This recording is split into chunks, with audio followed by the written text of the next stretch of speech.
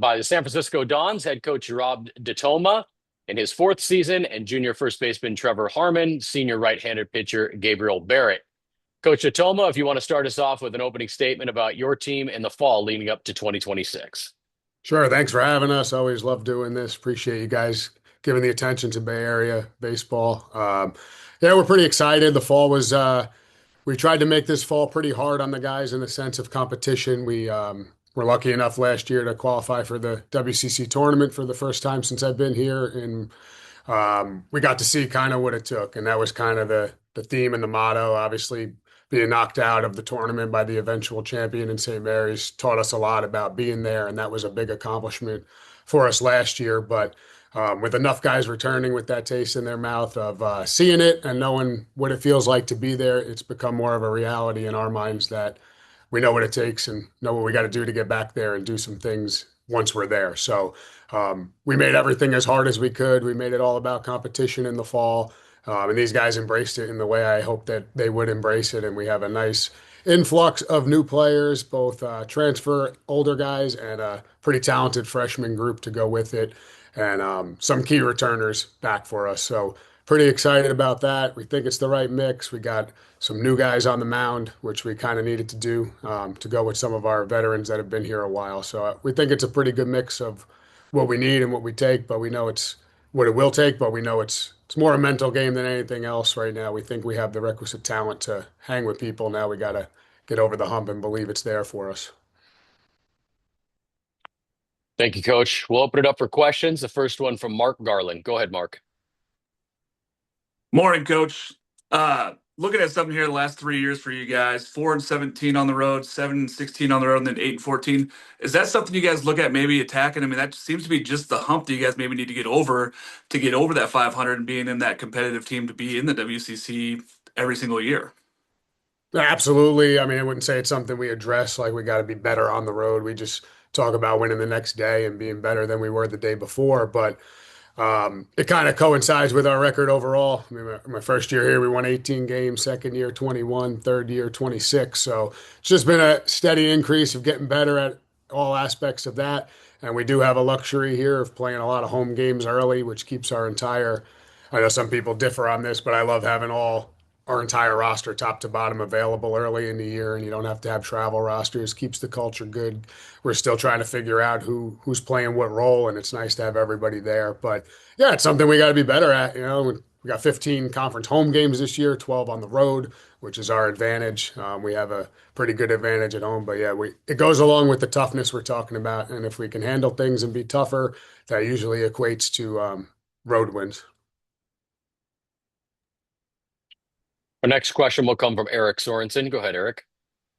Okay. Hey, Coach, good to see you again. And this question kind of for Gabriel and Trevor, just as was pointed out, you guys have kind of made that step each year with the program the last few years. And kind of what kind of two-part, what's it going to take to get over that hump? And kind of how have you guys, you players specifically, kind of taken on the role of maybe have you taken on the role of being more leaders now and helping your program get to above 500? Yeah, I think just over the years, it's been a lot of different stories of what kind of team we are. I think this year, especially, we've got the guys that we're talented, obviously, and we've got the guys that want to win for each other no matter what. I think when I first got here, same with Coach Atoma, his first year, it was a lot of individual people attacking their own sort of baseball in that kind of way, and now. We've got like last year we finally got a great group of guys and we are all fighting for each other. And this year we just needed that talent to get over the hump. So I think we're in the right lane to go down this season. Yeah, going off what Gabe said, I mean, everybody in the locker room really believes that we can do this thing this year, and we're all really fired up for that. Everybody's pulling in the right direction. And just us as leaders, we've had a couple years of experience with this, and we know what the season's going to throw at us, the ups, the downs, and how to just have our arm around some guys when they're going through tough times and how to get guys through the season. And we're definitely ready for it, and we're excited for it. And Coach DiToma, just for you, there's nothing easy about your schedule. Obviously, it's always good, but it does seem like especially in conference play, some of the tougher games are going to come later in the year. How much is that going to help you guys this year, you think? You never really know, and there's been people that say we go soft with our schedule, but we think we play a pretty hard schedule. And there's coming moving out from East Coast to West Coast 4 years ago. You don't see too many quote unquote easy games in California or on the West Coast in general. It's every day is a new battle, tough challenge. But yeah, we have the luxury of some of the teams we've had really struggled with in our league, especially coming to our field this year, which we're really trying to harp on. We have a unique place to play. We need to have an advantage here, and we need to believe that things are going to happen at our field. And yeah, as you hope you're built up, and I think just the advantage of playing some, St. Mary's at the end, a defending champion, and guys in May is you should have a really good feel of what your team is by then, and you're not making, the exploring mistakes or bringing the wrong people out of the bullpen that you might do early in the year. So hopefully we have a real good picture of who we are early in the year, and that'll carry out. But it's a good point by you, and we're pretty excited knowing even our non-conference presents a lot of challenges. I mean, Cal Baptist is a really good team coming here for four that's ranked everywhere and top of their league. And last year we played five different conference champions, either regular season or tournament champions. So we're ready. We think we're ready for a challenge, but we do know every day is going to be a challenge. All right, thanks, Coach. Our next question will come from College Baseball Weekly. Coach, how you doing? Another season. I remember last year you were talking about fall ball and making it tougher. And you guys did have a 4 or 5 game improvement from the previous year. How would you say fall ball went this past year, Coach? Yeah, even better. Last year we would have had a bigger improvement if we got a little better on the mound. We thought we had a lot returning on the mound last year, and didn't quite as pan out the way it planned. So the plan stayed the same, just like Gabe said, adding a little more talent to the mix, but keeping the plan in the fall the same. But we threw things at them this fall that we would have never thought about doing a year or two ago because we just weren't in the right mental state as a team. But to me, it changes when you have really good leaders in your locker room as players. It can't be coach led. And Gabe and four other guys have been with five total players have been here since my first year, and one assistant coach. So there's seven of us that have been through this since day one. And Trevor got here the year after. And the core group of guys is the difference right now. And that's what made the fall more fun, because things that used to pop up in the past as quote unquote problems were handled internally by the guys before they ever got to a coaching level. And I think that's where it starts. So we're pretty pumped about the way we handle a lot of the kind of built-in adversity we created for them to test them. And now we hope it translates into, next week. And when those things happen in a game, we're ready to handle the hard things. And for thanks, Coach. And for Gabe, I know you had a nice game against Utah Valley. I believe you had 7 strikeouts or so that game. They had a pretty tough hitter on that team. I believe that kid hit over 400. His name's not coming to me right now. He ended up in the major leagues, but how'd you feel about, yourself in that game last year? Yeah, I think that was near the end of the year, so we finished our conference games up. And I felt really confident on the mound just coming into the role as a starter halfway through the year. So just trusting myself into that game, it was mostly just about playing free. And, I try to take that every week to week. But in the Utah Valley game, we had 4 games that season. I knew I had to go deep in that series. So just like shoving my stuff in the zone as hard as I could, as fast as I could. And I think that we played great that weekend. We swept the series, and it was really fun to just play free that weekend. Thank you. And for Trevor, you had, I believe, 5 home runs and 6 doubles last year. What are some of your goals coming into this year as far as your batting average?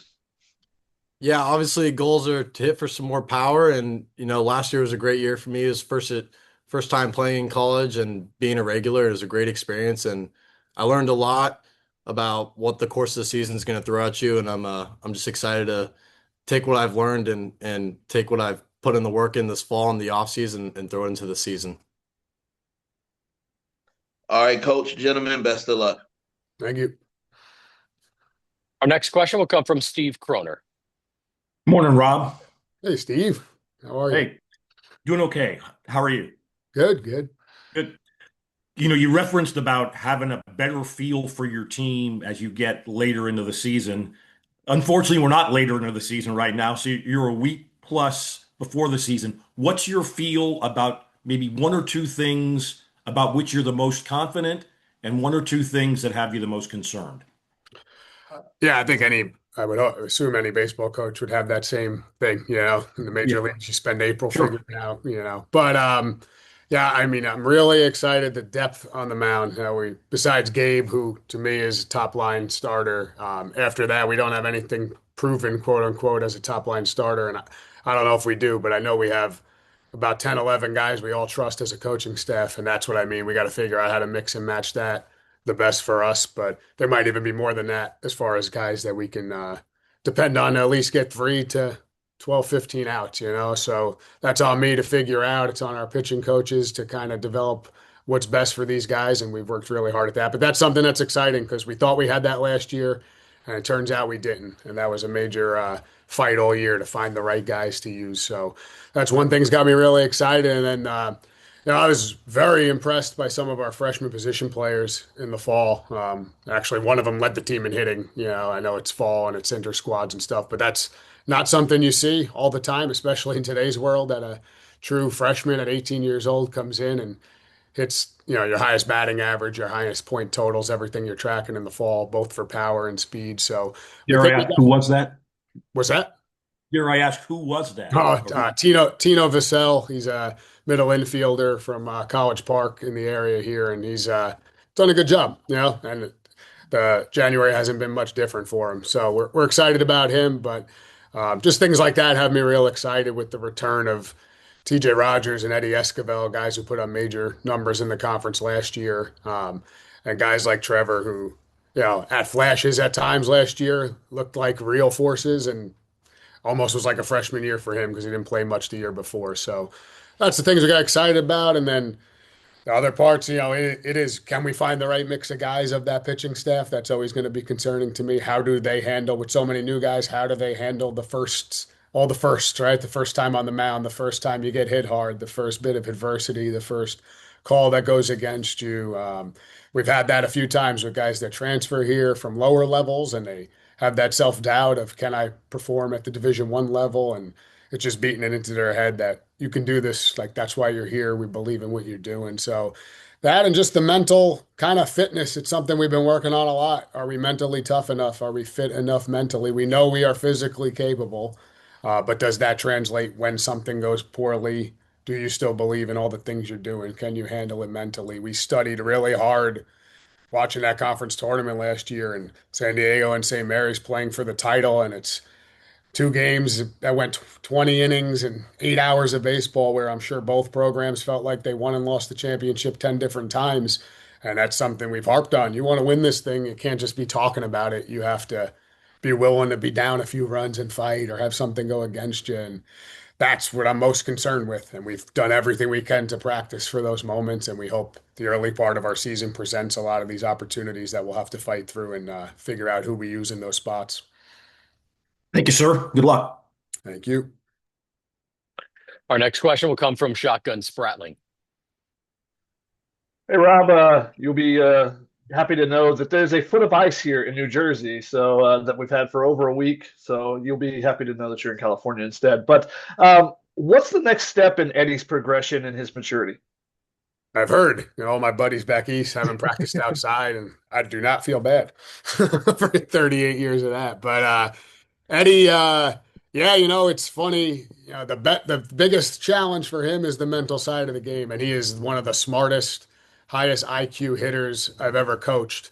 And sometimes that could be a detriment to him because he's sometimes overthinking or trying to get the perfect pitch when I've had to remind him routinely that he is the most feared person on the field every day of practice. Nobody's going to take a bathroom break when his at bat comes. Everyone wants to see if he's going to clear that net in right field. And we forget because of his stature and size and how strong he looks that he's 19 years old. He's a second year of college and pretty much had a DH all last year because of an arm injury. So there's still a lot of maturity to do. There's nothing physically stopping him from being one of the best players around and being a high-end draft pick when the time comes. But to me, it's my job to keep reminding him how good he is, how feared he is. I'm sure Gabe would tell you he doesn't want to face him that much, but he sometimes walks around like he's not the best player on the field, and we gotta keep reminding him that he is. I actually yesterday pulled up his fall and January stats from last year where he struggled. I mean, he went like 3 for 24 in the preseason last year. I said,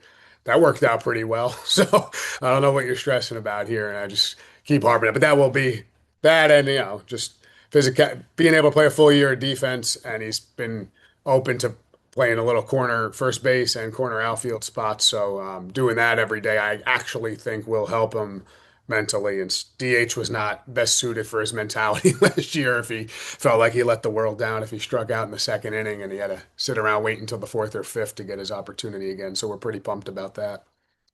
You kind of touch on it there about how you're working on his mental game. You mentioned in the previous answer mental fitness. How do you go about working on your mental fitness as a program?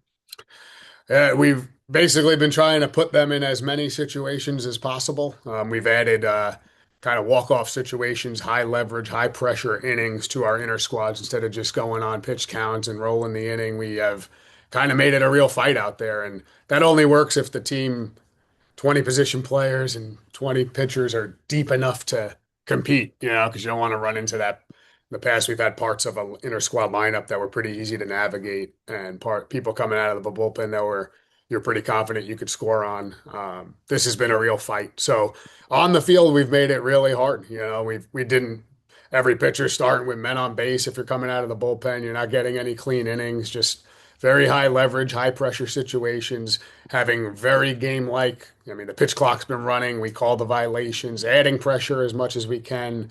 That's the on the field stuff. Off the field, we've had player led articles, books, culture led. We've had various different speakers come in that have been in major league dugouts, played at highest levels of other sports.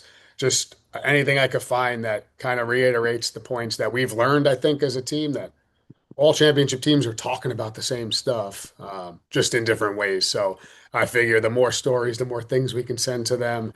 One might hit home with Gabe, the other might hit home with Trevor, but the more we can do it and talk about it, the more it's going to be. And, the main objective this year was make things hard and then bring this team together to truly love each other as teammates on the field. And we've added some elements to practice there that have been pretty impressive to watch what they're willing to share with each other, the stories they tell, hardships in life off the field. And I think those things, like when you're willing to talk about those, that some stuff you've never told anyone else and you're telling your teammates, I think that's a family and brotherhood you're trying to create, and that'll make you fight a little harder. So we've tried to do that. And then, Gabe, your role seemed to kind of progressively expand throughout last season. What's your mindset as you kind of move into the Friday role, and any adjustments that you made to your repertoire, as you take on a different role? Yeah, so I've been working on decreasing my fastball percentage. Obviously, I threw a lot of fastballs last year.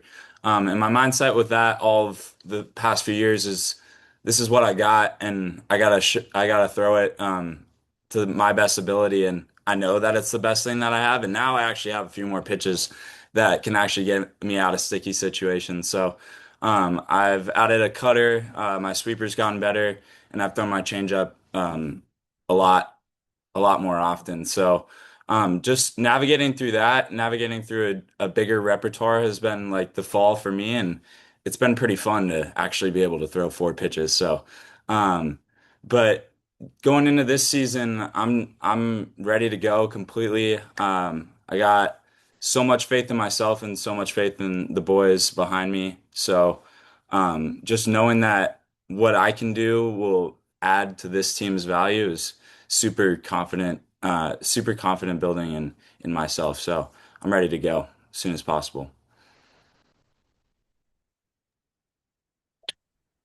Do we have any other questions for San Francisco? I've got one for Trevor real quick. You played sorry, now you're off the hook. Rob kind of mentioned last year was kind of a freshman year for you in a sense, having not played a ton the year before. What are some of the lessons that you did take from last year, and what do you think the key is for you to take that next step in this year, next season? Yeah, personally, I had some highs and I had some lows, and like I said earlier, like now I feel a lot more prepared about what a season's going to throw at me, and I learned a lot mentally. I picked a lot of the brains of the older guys throughout the season. I had a lot of them bringing me up with them and helping me out throughout the year, and I just feel like I have a much better feel for it mentally of how to get through it and how to take each series, one series at a time, one game at a time, one at bat at a time, and um, I really credit a lot of it to the older guys that really helped me get through last year. Thanks. It looks like we have one more hand, Eric Sorensen, with your question. Go ahead. Yeah, Coach DiToma, I almost forgot. I wanted to ask each coach just their thoughts on Mark Marquis. I know you didn't face off against him. I guess you were there after he had retired, but did you have much interaction with him over the years? Yeah, a little bit when he was with Santa Clara. So when I got here, the first 2 years, he was in the dugout helping them out. And obviously, Rusty speaks the world of him. So I got to kind of just introduce myself to him. But being from the East Coast, never faced him. We knew the name, a legendary name in college baseball, won 1 million games, built kind of an unbelievable program, obviously, at Stanford. But I did have my only interactions before that. I worked when I was at Fordham as an assistant. I worked the Stanford camp back-to-back summers. And when you're a kid from New York, that is the coolest thing you could be invited to and be a part of. And Rusty and Brock were on the staff at the time. It's just kind of like full circle. But yeah, so I had a little interaction with him there. But no, I don't know him like these guys know him, but I respected everything he's done. And it was a big loss for the college baseball community. But as a coach, it's just inspiring reading some of his ex-players, the things they've put out about him. And it kind of, we're here to win games and stuff like that, but it reminds me that's things I hope guys can say about me someday. And not that a lot of them are referring to wins, they're talking about how they were treated or what he made them as men or how he helped them in life off the field and get them through sticky situations. It's not just, we added a pitch to your arsenal or you helped me steal a base or hit a homer. And that's a constant reminder to me, like hopefully 1/10 of the things they're saying about him is stuff that could be said about me as a coach someday down the line, and that's keeps you focused on what really matters. All right. Thank you, Coach DiToma, Trevor, and Gabriel. And good luck to the Dons as they open the 2026 season with a 3-game series against Western Illinois. Thank you. Thank you. Thank you.